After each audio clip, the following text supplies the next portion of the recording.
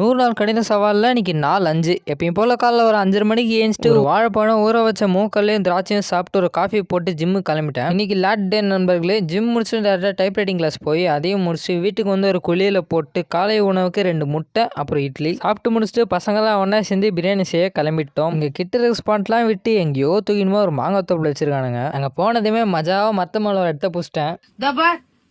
அழகா பசங்க பாருங்க.